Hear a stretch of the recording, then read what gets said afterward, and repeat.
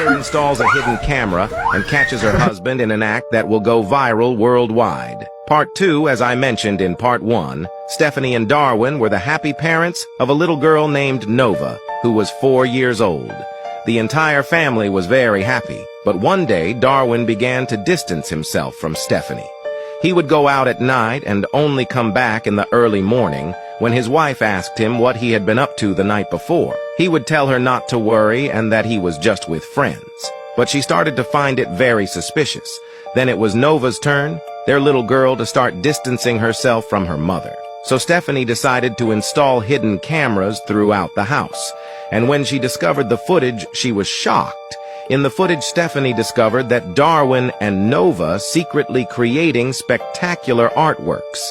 These paintings always depicted the little family, and Stephanie quickly realized that it was a gift she would soon receive on her upcoming birthday. She then posted the video on TikTok, which went viral and circled the globe. Feel free to share your thoughts in the comments and subscribe for more inspiring content. This lady is not as innocent as she looks. In Cyclone City, Iowa, there lived a 48-year-old lady named Wanda Hickey. Now a widow, she racked up millions of dollars after her previous 4 marriages ended abruptly from the strange passings of her husbands. They all passed in the same way in the same location at the bottom of the staircase from an apparent fall. But due to Wanda's several health conditions, they were all ruled accidental. One day, Wanda would receive a phone call from a Nigerian prince telling her she had a virus on her computer and that he could fix it for her, and that all she needed to do was buy $100,000 in Google Play cards. She would respond saying, "Honey, I don't even own a computer. And if you're looking for a sugar mama, all you had to do was ask." The prince would accept the invite to her home, even though he lived far away. He would show up to her front door a few days later. When Wanda opened the door, she would tell the prince to give Mama a hug. The prince could smell a foul odor coming from inside the home and was having second thoughts. He would then turn around and begin running away from the house. When he turned around, he would see Wanda right on his tail, and she was much faster than he expected, quickly gaining ground on him. He would then reach the end of the driveway, which was half a mile long, and realize the front gate to the property had been closed. He would then realize his nightmare had just begun. I cannot imagine looking over at a car driving by and seeing this inside.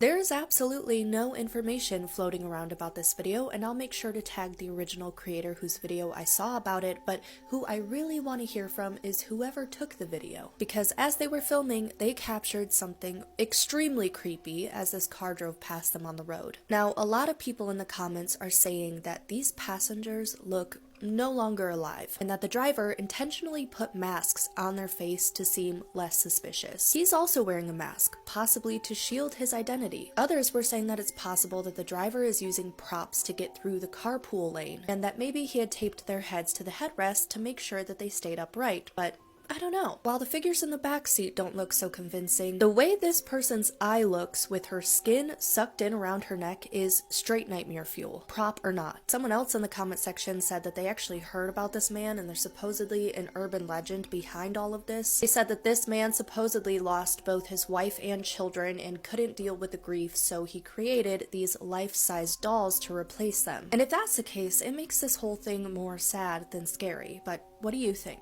So check this crazy ass loophole I just went through. I nutted in the condom. Put water in the condom. Okay? Then you want to take it a step further. Put the condom over a light. At that point, you're going to see a homemade lava lamp. Not capping though. This was the most evil man ever. During the 1960s, there was a real estate agent named Phil E. Geese, who was a local celebrity in the Rhode Island area. He was everywhere. Billboards, commercials, flyers, all advertising his smiling face. But Phil had one big secret. He wasn't actually a real estate agent. It was all just a decoy, a way to lure victims into his home. He got away with it for years, until he met a newlywed couple named Mick and Crystal Beth. On October 18, 1966, they scheduled a house visit with Phil, but they had no idea. They were walking into a life-changing moment. As soon as they entered the house, something felt off. The place was outdated, dirty, smelled like mold and regret. They quickly realized they weren't interested, but kept going just to be polite. At the end of the showing, Phil smiled and said, "There's just one last thing I want to show y'all." He led them down to the basement, and when they reached the bottom, he locked the door. From behind, they heard, "It's too bad I have to do this. I really liked y'all." But just as Phil took his first step down, he slipped, tumbled down the stairs like a sack of bricks, and landed looking like a pretzel. Mick grabbed the keys. They escaped. But what police found in that basement made multiple officers quit on the spot. Oh yeah, one more thing. If y'all see me on Love Island, mind your fucking business, bitch. I'm trying to find love, bitch. Y'all had y'all motherfucking chance. Every night, after committing this terrible act of violence in their own home, he warned Marie never to tell anyone, not even her mother. After that night, poor Marie understood that what her father was doing to her wasn't normal because it hurt her, and he constantly ordered her to keep quiet. The next day, Marie's mother returned to the city from the village. Seeing her daughter and her husband, she smiled, convinced that, in her absence, her husband had taken good care of Marie. She had gone to the village for a funeral, unaware that, behind the scenes, her husband had turned their house into a trap. During dinner, Marie's mother asked her, "Were you happy with Dad?" Marie wanted to tell the truth, but her father glared at her. In his eyes, she saw rage, a silent order not to say anything. "Yes, Mom, Dad took care of me," she lied. "I know your father is a good man, a good husband, and a good father," Marie's mother said. But deep down, Marie knew her father was no longer that man. The problem was that even after her mother returned, her father didn't stop his terrible acts. He wanted to continue, but it wasn't so simple because her mother was usually home, and at night they slept in the same bed. So he came up with an idea, to open a shop for his wife. That way, every day she would go to the shop and leave him there all day so he could continue hurting Marie. He presented this plan to his wife. She was thrilled to become the boss, without imagining the price her daughter would pay every day. Now, while her mother is busy, her father goes to find Marie every day. Every time he brings her back, he quickly commits this act, then goes to work and orders her to be quiet. Marie can only obey, crying in pain, trembling with fear. You're probably wondering why he does this, right? Don't forget to subscribe so you don't miss the next part. This little girl kept saying she didn't feel well when she was alone with her brother, but no one believed her. Until one day, the parents saw what he did when they were alone, and what they witnessed was so disturbing that they called the police immediately. Sophia, a 10-year-old girl, would always come up with excuses to avoid being alone with her brother. She would hide around the house, cry for no reason, and ask to sleep with her parents. They thought it was just jealousy or typical sibling fights. But over time, Sophia began to change. She became silent, avoided contact, and cried every time her parents left. Then one day, the school called to talk to the parents. Sophia had told the teacher something that raised serious red flags, so they decided to install a hidden camera in the room. Even though they weren't fully convinced, they wanted to understand what was happening. But when they watched the footage, what they saw was so serious, so disturbing, that they called the police on the spot. Want to know what the camera recorded? Follow me and comment Sophia for part 2.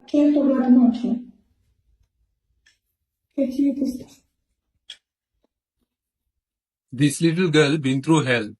Her mom and dad decided to give her to the orphanage because her dad wanted the divorce and her mom is addict. So she started living in this orphanage. And owner of the orphanage started to post this girl's pictures online.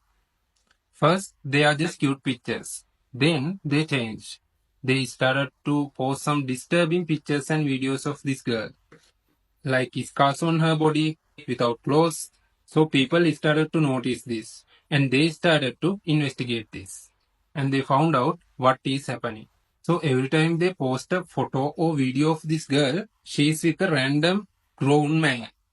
So what they actually doing is human trafficking. So the first video you saw is after she came from a random stranger's house. So a lot of people wanted to adopt this baby, but owner of the orphanage refused to do so because she is the main income of this orphanage. So people started to fighting for this kid, and you can clearly see thousand-yard stares from her eyes. And if you look carefully, you can see scars on her body. So finally, her own mom adopted her again. But I don't know if it is a safe place for this kid. But she escaped from that horror in the orphanage. If you like this video, make sure to follow me. This elderly woman inherited a key from her late husband. When she opened his 70-year-old safe, she was shocked by what she found inside. Maggie had always had suspicions about her husband throughout their life together. He had always been somewhat reserved about his past. When they moved into their home, he insisted on creating a separate office. Maggie agreed, but from the moment they moved in, she was never allowed into the room. Last month, when he passed away, she finally found the courage to look inside. While searching the office, she came across a safe. This changed how she would remember her husband forever. There were too many locks in the house. Maggie opened the door and couldn't believe what she saw. She saw a locked cabinet and decided to open it immediately. She couldn't get enough of all the locks in the house. She opened the cabinet doors and saw a large safe. Great, more secrets, she thought. She found the code to open the safe and couldn't believe what she saw inside. How could her husband hide such a big secret from her for so long? Comment secret for part 2. Her husband abandoned her just 3 days after she had both legs amputated. But 4 years later, he would deeply regret it. Emily, a 29-year-old woman living with her husband in a small town in Texas, went through an event that completely changed her life. One evening, while returning home from work, she was involved in a terrible car accident, an accident that would alter her life forever. When her husband heard the news, he rushed to the hospital with his heart pounding. Emily remained connected to several machines for more than 48 hours. When she finally regained consciousness, the doctors delivered heartbreaking news. Just 3 days later, the man who was supposed to be her support announced that he was leaving. Alone, Emily cried herself to sleep every night, feeling completely lost. But one day, in a moment of deep reflection, something inside her shifted. She decided she would not be defeated. Step by step, Emily created a plan. It wasn't a plan for traditional revenge, but something far more powerful. 5 years later, she shocked everyone, including him. Tap the red button on my profile picture and comment to see what happened next. If I had a shovel in my rectum, I would be pretty loud too. Get it out! Get it out right now! The patient who'd stared death in the face had fallen off a roof while making repairs, breaking his arm and being impaled by a shovel. After examining his injuries, the doctors found the impalement site was in an awkward spot, the perineum, the area between the scrotum and the rectum. His condition was critical. He could bleed to death within minutes. While administering emergency care, the hospital also contacted his family. How did you hurt yourself? I fell off the roof. Jay, how many times have I told you I don't like you going up there? What did he do to his arm? His wife arrived quickly, but she only noticed the arm injury and missed the life-threatening shovel wound. With time pressing, the doctors tried to communicate with her, informing her that her husband's condition was critical and an X-ray was needed to check if the shovel had damaged any vital organs, but her response left them helpless. Get it out! Get it out right now! Isn't anyone doing anything? The patient was in excruciating pain.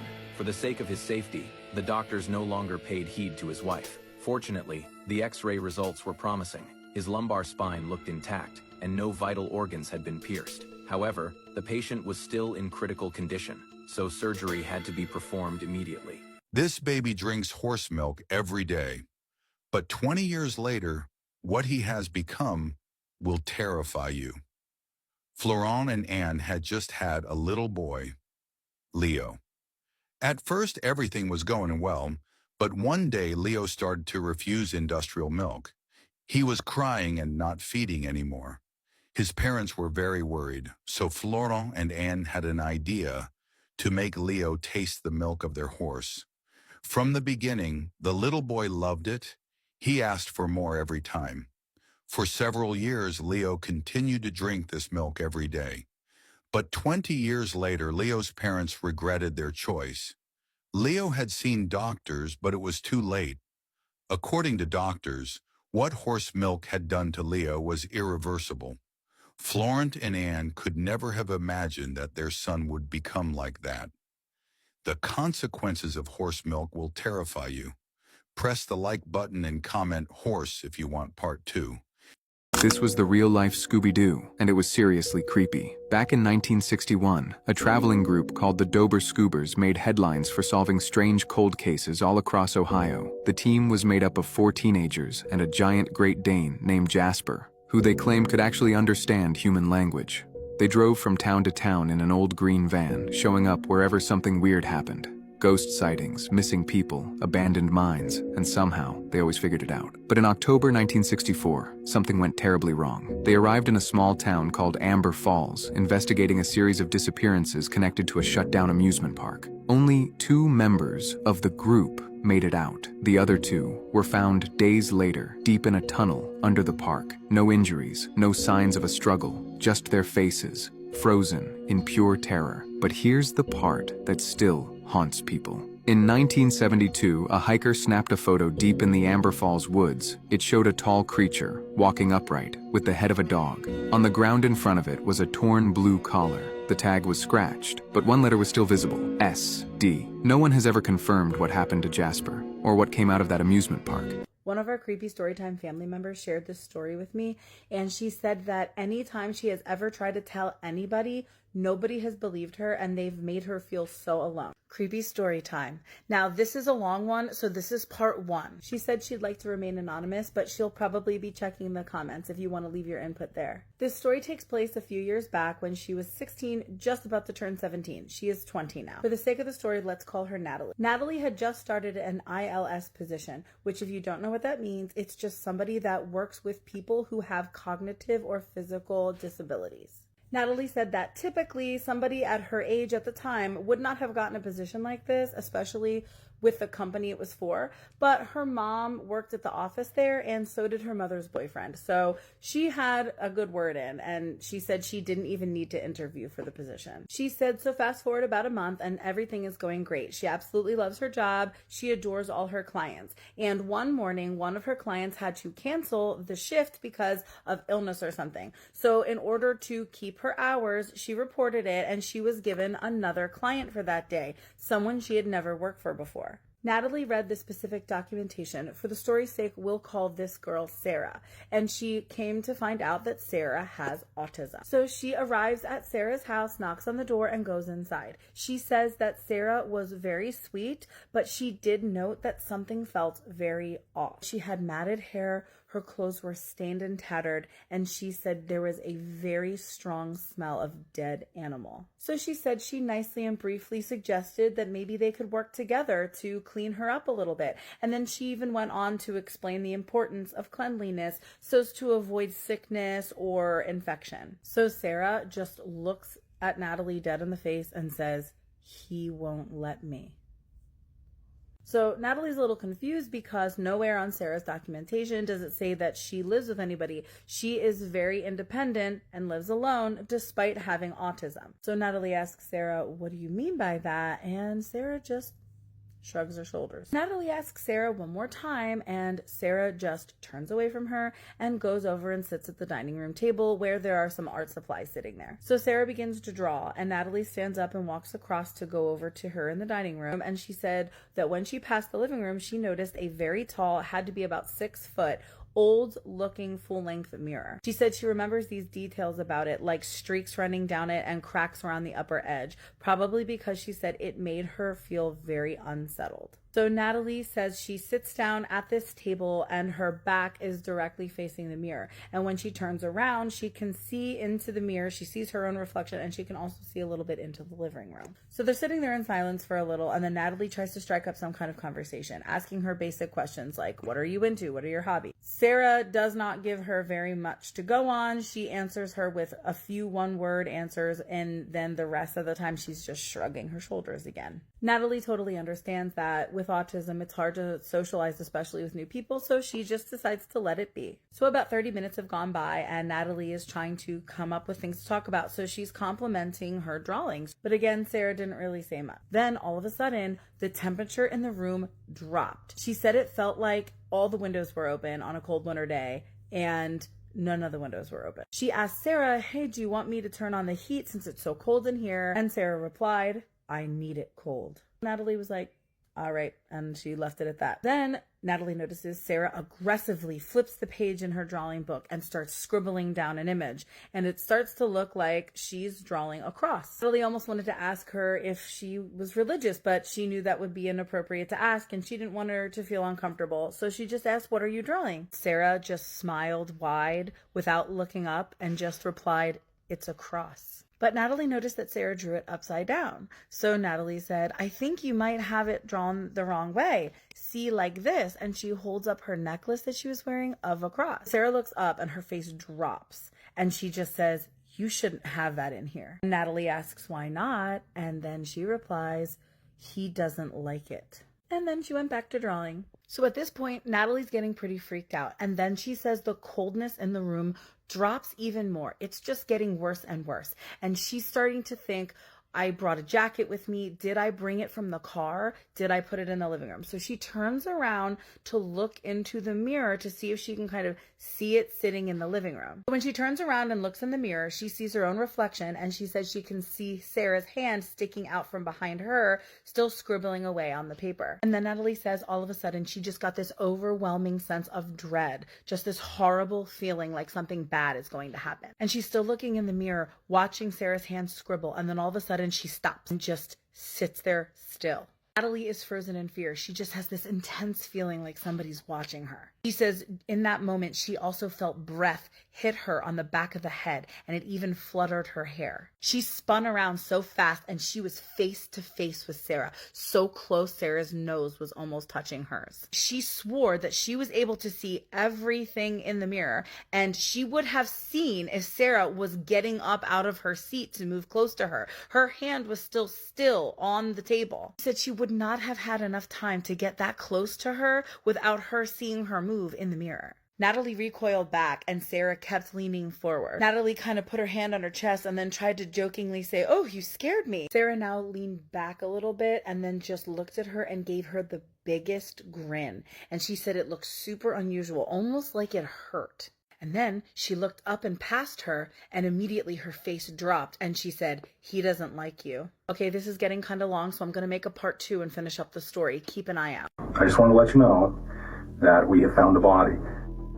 I'm going to pass out. Can you get me some help? Can you get me some help? There's some people. Okay. Give me some help. Oh my God. Give me some help. We're out. We're out. We're out. Help me, please. This mother has just received shocking news about her missing daughter's dead body being found. But at the scene, what the officers discover is far more horrifying than anyone expected. Uh-oh. See that? That's not dead. It looks like a human head to me. Yeah, it looks like a chest cavity in the dark. Drag mark right there. We got drag marks right there. And we got a female body. Basically, she face down, pants down. I can see enough. On March 8th, 2020, an officer responds to a missing persons report, which sets the stage for a chilling mystery. Is it son or daughter? Daughter. Daughter? Yeah. Okay. What is daughter's name? Brittany, you want to get a picture? Her friend that had her. I talked to him. He dropped her off at the high school down here at 4 o'clock with some guy. And I go, "What guy?" And he goes, "I don't know. She just said my new friend." Tall, white, cowboy-looking guy with a green truck. And now nobody can find her. None of her friends. Her phone's not on. Okay. I don't know where to. I don't know what to do. Has she ever did this before? No. Never done this before? No. And even when she does go out and do dumb things, we get a call with some crazy kind of an excuse. You know what I mean? Trying to get her out of trouble. Nothing. Not a friend. None of her friends or best friends. Nobody can find her. When 16-year-old Gabrielle Brittany Ulaki fails to return home after her father Jim Ulaki's band practice, he urges her mother Alicia to file a report, setting in motion an investigation that will uncover far more than a simple disappearance. Brittany's phone has gone dark, and the only clue they have is a fleeting description. And all we know is that it was a green truck. We know nothing else about the individual. No, the boy said it was an ugly green F-150 from the early 2000s. The officer learns that Brittany was last seen with her friend Bryce Dickey, who dropped her off at school. But something about the incident immediately catches the officer's attention. Is there any other friends that were with Bryce, or it was just Bryce? I think it was just Bryce. And she was with him, and then he dropped her off, and he had no idea who this guy was? No, and he even said it seemed sketchy. And I'm like, well, why'd you leave her? Why'd you leave her? Did Bryce happen to mention it if it was a Nevada license plate? Did he see that much? No, he didn't see anything about the truck. He said he was a pretty good distance away from it. So he dropped her off, and then she walked quite a ways? She didn't want him to just pull up to the vehicle? He said he dropped her off right in front of the school, and then she walked into the parking lot. Brittany asked to be dropped just a short distance away, an oddly precise choice, too deliberate to be random. Just as the officer wraps up, her mom has one more name to drop. Her best friend said that she's been talking to a guy named JT. She says she doesn't know anymore, she just keeps calling him JT. She goes, has anybody talked to a guy named JT? I know they've been talking a lot lately. What's Bryce's last name? Dickie. Dickie. In the days before she vanished, Brittany's contact with a stranger worried her family. Social media hints at the link, but the full story remains hidden. Identifying JT as their prime suspect, the investigators' most urgent task becomes locating him.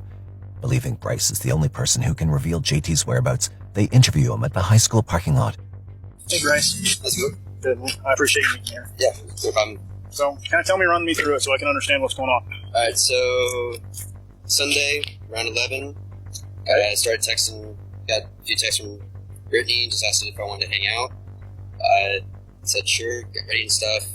Told me she could meet me at Angel Park because she said her dad was doing band practice. And then went to town, called her when I got into town on 5th, and then picked her up at Angel Park, drove around, went up towards Mountain View, kept driving around, and then we were over in the horse palace section, and my dad called me asking if I could come back home. So I told her I needed to go, asked her if she wanted me to just drop her back off at Angel Park, and she said that she wanted me to drop her off at the high school to meet her new friends. As he continues his story, Bryce recounts the final moments in which he saw Brittany. She got out, I pulled out, and then started heading that way, and the F-150 was over there, but I didn't know that was where she was going at that time. And then got about right towards where it opens up, and then looked back, and they were both standing outside the truck. And then I got to the turnout right over there by the middle school, and then that F-150 was in motion. Okay. So you said what was the F-150? Yeah, it was ones that are really ugly looking, have the side step in. Like that winter green, dark forest green? Like a dark forest green. But when stories line up too perfectly, investigators know there's usually more beneath the surface. So you picked her up at 1:30. Where did you guys go? I mean, you said you were with her for how long? Dropped her off at 4:30, so that's three and a half hours. I'm sure that you didn't drive around for 3.5 hours, because that's a waste of gas. No, I drove around for 3.5 hours. Okay. That's all you did for 3.5 hours? That seems really odd. That you just drive and aimlessly around. That's what I do almost every day. I was in my Chevy. What's your Chevy? It's a 93 Chevy 1500. It's a Silverado. Single cab or double? Single. Single with a long bed. So you just drove around? You didn't stop anywhere? No. Didn't stop at all. Literally just kept doing circles. Drove around towards the sports complex, looped back around to the housing section. I just think it's kind of odd. I think you know more than what you're telling. The investigators sense that between the pickup and drop-off lies a part of the story Bryce refuses to reveal. To back up his story, Bryce shows officers his phone and the last messages he exchanged with Brittany. I had a streak with Brittany for 70 days. I had a habit I still speak to her. Where are you? Are you okay? Answer the phone. What time was that, please? 6:14.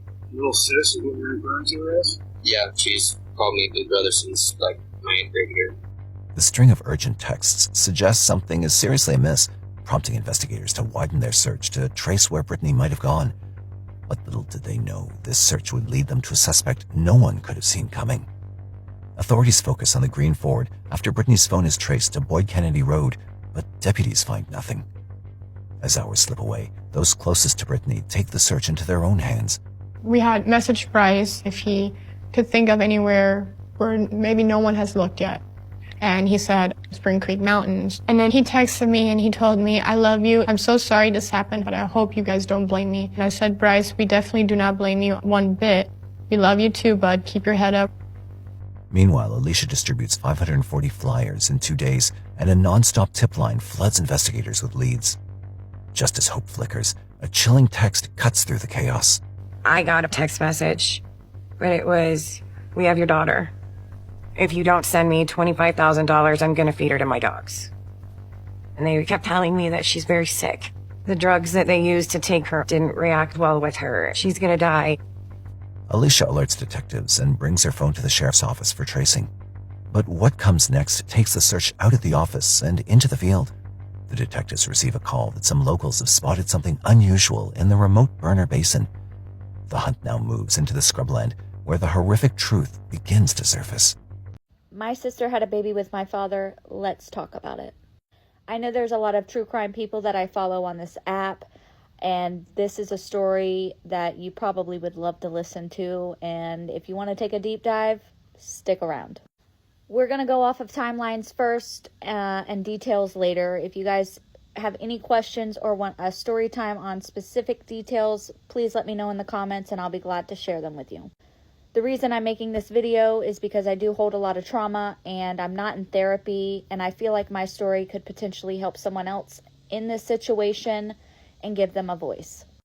Hi, my name is Alyssa. I'm 26 years old and my father was put in prison in 2013.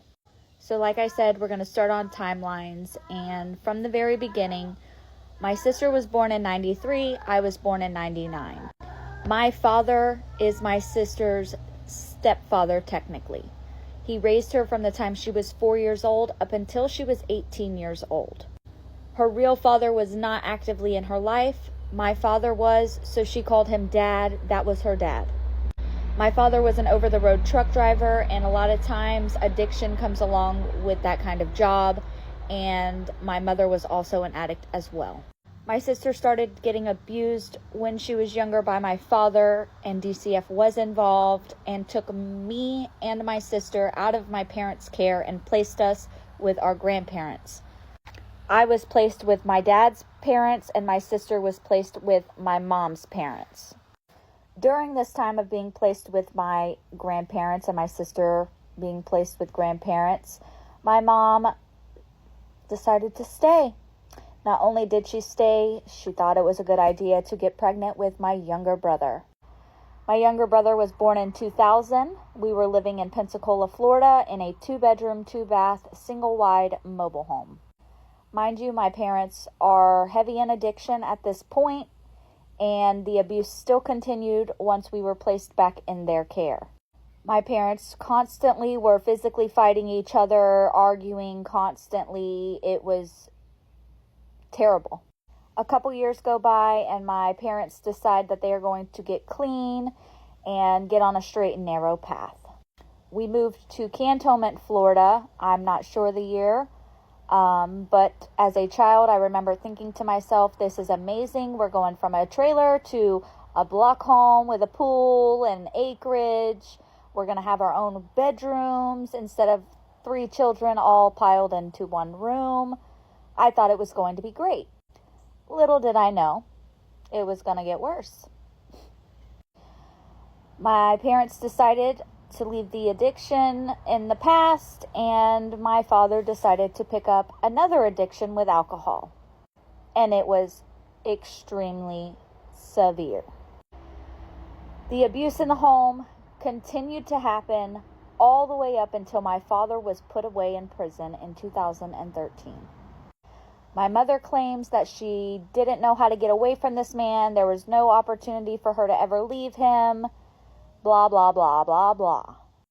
Now that I'm an adult myself with children, I know in my heart and mind that if something were to ever be happening in my household with my spouse and my child, I would leave. And he would probably leave in a body bag. But moving forward, the abuse with my sister and my father continued to happen in the house in Cantonment where we had lived. The man that owned the house also owned a lawn care company, and my mother started working for him. The lawn business was ran out of the backyard where we were living and renting the house. We became extremely close with the owner of the house. He was like an uncle to me. We would go to his house. We would have parties and things like that, get-togethers and whatnot. And you might be thinking, why is this important? But we will get there. We lived in this house for probably the longest period of time we've ever lived in a house. While living in the house in Cantonment, the abuse continued to get more and more and more severe, and I didn't ever think it was going to stop. Also, keep in mind, years are going by, I'm getting older. As I'm getting older, I'm starting to question things like, why is my dad locking me and my brother out of the house and telling us to go clean the pool or go play outside, right? My brother and I would try to go back inside the house and the door would be locked and my sister and my dad would be in the home alone. At probably 8 or 9 years old, maybe younger, I definitely thought something was weird. As a child, with the abuse going on, I was extremely terrified to say anything to anyone. My father was an extremely terrifying man. Extreme. My reasoning as a child for not saying anything was I was scared if I mentioned that something weird was going on with my mom, or my sister and my dad to my mom. If I said anything to my mom, I was terrified that my mom was going to approach him. She was going to tell him what I had told her, and then he would retaliate and hurt me. So I never said anything. I never said anything. And yes, to this day, I do have guilt, and I sleep with that every single day. Now, the crazy part that comes in is, like I told you, the guy that owned the business, running it out of the backyard and the home we were renting from him, approached my mother and questioned her about my father and my sister's relationship, that it was weird. Mind you, this came out of the blue, according to my mom. She questioned my dad and my sister, and they said, no, nothing's going on, right? Me, as a mom today, if any outsider is coming to tell me that something is going on, or I think something's going on with your spouse and your child, done. Before it even got to this point, it should have been done. So the landlord / lawn business owner that had questioned my mom about my dad and my sister's relationship, his relationship with my dad became pretty rocky, and my parents decided that we were going to move. We moved to a house on Abbey Lane in Pensacola, Florida, and not long after we moved in, maybe several months, is when the big secret came out. I can go into detail about the night that everything did go out. If you guys want a story time on that, please drop it in the comments and I will be glad to tell you that story. Now, when everything did come out, my father denied every bit of everything up until there was a child born, and DNA proved that 99.999% DNA was his. Mind you, my sister did not find out that she was pregnant until she was several months along, and it was right before we were going to go to trial. Trial happened in July of 2013, and she had the baby in February of 2013. Now that pretty much sums up the timeline of everything that I've endured in my childhood. However, there is so many stories that I have about things that my parents have put me through and my siblings through. So if you would like to hear a story, or you're interested about everything that happened, feel free to drop a comment. I'm going to use this as a diary / therapy session / trauma dump. I don't care. I just want my story out there. It's been so long, and I've sat for a long time, and I just want to feel some sort of justice for myself. and my father being locked away in prison is not the justice that you guys think that I need. It's more than that. I hold trauma. I will hold the trauma for as long as I'm alive. So if you're interested, please stick around. I want to share this with everyone. I want to share this story. I want to help someone if they have been through something similar. Yeah. And that's me and my life.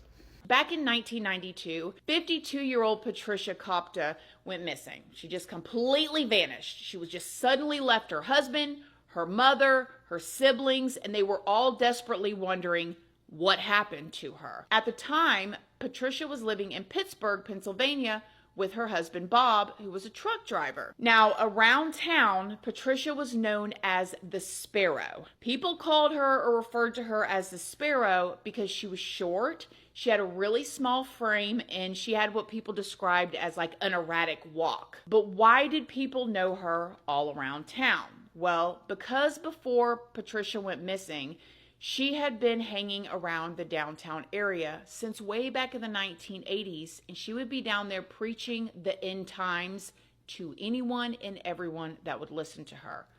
But what made Patricia do this? It is said that she suffered from pretty severe mental health issues, and she was afraid of being institutionalized. But before we go into more talking about that, let's talk about who Patricia was before her mental health struggles. From what we know, Patricia was a straight A student, and she grew up from what some people describe as like a typical Roman Catholic family. After graduating high school, Patricia worked in finance at a Pittsburgh plate glass company. For fun, Patricia became a model, and she was also a dance instructor who would attend ballroom dancing events on a weekly basis. She was in church also every single Sunday. Now, it is said by family members that Patricia loved the ocean, she loved the beach, she loved the warm sunshine, and she really liked to go to vacation in Puerto Rico with her friends. It was her favorite place to go. Patricia met her husband Bob near a river in Pittsburgh when Bob had a boat. Patricia and her friends were just like all hanging out, and here comes Bob pulling up on a boat, and he ends up offering them to go on a ride on his boat. They did, and the rest was history between him and Patricia. They went on to get married in 1972. Not long after getting married, the family started to notice a change in Patricia. Patricia actually had to quit her job in finance after being there for 10 years because she was getting really bad migraines. When Patricia went to the doctors about these migraines, they just kind of brushed it off like it was no big deal. They just told her, hey, take some over-the-counter medication, or, just take this, stay in a dark room. And she'd end up going back to the doctor over and over, and every single time they kept telling her that these migraines were harmless and they were just due to a lot of stress in her life. And just finding that out, how many of y'all have been there? Anyways, Patricia couldn't continue working in her finance job, and so she got a new job as an elevator operator at the Art Institute of Pittsburgh. She could handle that a little bit better than having to crunch numbers, be responsible for all of this paperwork, staring at a computer screen, but she was very good at greeting people as an elevator operator. While working there, Patricia began telling family members that she could see an angel there. Yes, like at this art institute, she was seeing an angel. Shortly after this is when Patricia started preaching, and she was briefly committed to a mental hospital where doctors diagnosed her with delusions of grandeur, and they also said that she had signs of schizophrenia. It is said when Patricia was downtown preaching, she would literally go up to people's cars, lean into open car windows at traffic lights, and tell people about God's impending wrath, which a lot of people knew her and they liked her, but you can imagine how that is when somebody's just coming up, they're leaning into your open window and they're telling you the hellfire doom and gloom. That's the point that she was at here. Locals say that Patricia would attend all kinds of events around town, and she would be really well dressed, and she would be there preaching as well. They all knew her. They say that she would typically say things like, "When the darkness comes, go inside for 3 days and do not come out." Patricia didn't get into a whole lot of legal trouble during this time, except for she did end up having one encounter with the police that did lead her to being institutionalized, a thing that she definitely never wanted to have happen to her. That happened in this instance. It's also been reported that sometime in 1991 to 1992, a group of girls ran up on Patricia. They ended up mugging her. They stole her wedding ring, they stole her engagement rings, and anything else that they could get off of her. So all of this is going on. She has her family that loves her. And then suddenly, out of the blue, according to Bob, he said that he came home one night in 1992. They got married in 1972. Okay, so 20 years later, they've been married. He comes home one night and Patricia is just poof gone. She's vanished. Now, after being reported missing, the cops say that they did everything that they could to try to find Patricia. They even consulted a psychic, but Patricia was seemingly just nowhere to be found. It had been reported to investigators that Patricia had made different comments or statements at times to other family members that she was leaving because she was concerned that she was going to be placed in a care facility. But no one really thought much of it. I mean, maybe they didn't believe that she would actually leave, but she made those comments nonetheless. Everyone wondered what happened to Patricia because she was such a notable figure in the town. Like, people knew her, they expected to see her. It was just bizarre for her not to be around. Actually, here's a clip from 1998 of people talking about Patricia. Everybody has a Sparrow Lady story. Bob just told us she walked into the wave pool. Her legend's good. Yeah, when I was working at the wave pool after I graduated in '86, she would come out to the South Park wave pool and pay admission. And she would have and she wore the same dress every day. It was a really long white dress. I mean, in the middle of summer, it must have been just so hot and uncomfortable. And she walked down the middle steps, and the crowd started to gather because she was pretty loud. I mean, and the wave pool was just always packed back then. She walked right into the shallow end and proceeded to walk up until it was about waist high. I mean, in this flowing white dress. And it was so heavy, and the waves came on and started to drag her down. Yeah, and what'd you do? We had to shut the waves off, and somebody had to go in after her. Go get her. And yeah, the whole time we had to call the county police. Oh, yeah. And they all knew her. There was a time where Scott and I were, every broadcast we did, she was there every single broadcast. As the years went by, Bob says that he went through a lot. And again, as you can imagine, he has been married to her for 20 years at this point, and then poof, she vanishes. He said that every single time a body was found somewhere, he immediately started thinking, like, is this her? Where's she at? I saw an interview where one of her sisters said that, they believe she was gone. However, at one point, Bob said that he remembered Patricia's love for Puerto Rico, so he even had missing ads published in the Puerto Rican newspaper, but he never got a response from anybody. Now, these two murderers, these two monsters, ruined my entire life. Michael Garrett, the father of Anaya Day Garrett, spoke at the sentencing Wednesday of Sierra Day and Deontay Lewis, who were both convicted earlier this month of his 4-year-old daughter. When paramedics arrived at the apartment, they found her, already lifeless. A child, just 4 years old, her body so emaciated it resembled a skeleton. They'd been called to save her, but it was too late. What they didn't know was that this wasn't the first time she'd cried out for help. Anya Day Garrett had pleaded with anyone who would listen, but each cry was met with silence. What no one could have imagined was that just hours before, her mother and her mother's boyfriend had been enjoying burritos and shopping for cleaning supplies at Walmart, while Ania lay dying in the apartment. This is the story of a little girl who fought desperately to be heard, only to be silenced by the very people who were supposed to protect her. Ania Day Garrett was born on September 2nd, 2013, in Euclid, Ohio, to Sierra Day. And Michael Garrett. From the beginning, her life was marked by instability.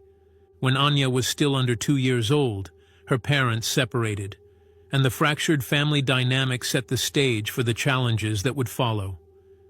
Sierra was granted full custody, while Michael, her biological father, tried everything he could to maintain a relationship with his daughter.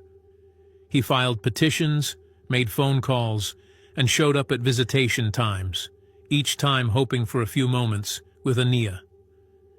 Michael's fight to remain involved was constant, but it was a battle against a system that seemed to make it harder for him to reach his daughter, rather than help him protect her. Ania's early years, despite the turmoil at home, were full of life. She was described as a bright, energetic child who loved to sing and dance. Her favorite color was pink, and her energy seemed to light up any room she entered. She had a contagious laughter that made everyone around her smile, a stark contrast to the storm brewing in her home life. But behind her laughter, a quiet storm was growing. During Michael's visitation times, things began to change. Ania started to show signs of injury, bruises on her chest, and marks that didn't seem to add up. When Michael noticed these, he began to ask questions. Sierra, however, explained the injuries away as minor accidents, dismissing them as things that happened in the life of a child.